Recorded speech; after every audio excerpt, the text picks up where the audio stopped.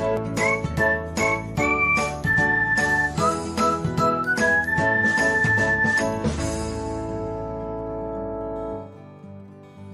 everyone, welcome back to another episode of Technologyglance.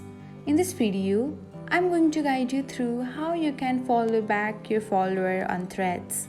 So, let's get started. Watch till the end and don't forget to subscribe to Technologyglance by hitting the subscribe button and press the bell icon so that you'll never miss another update.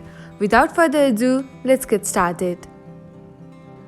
First of all, open the Threads app on your device. Now, tap on your profile icon. Next, tap on the followers. Now, you can find a follow button beside your follower. Tap on the follow icon, and that's it. Now, you are following your follower.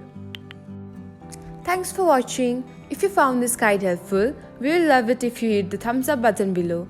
We upload great new tech tutorials like this one every day. So, don't forget to subscribe to our channel and hit the bell icon to get an update as soon as we post a video.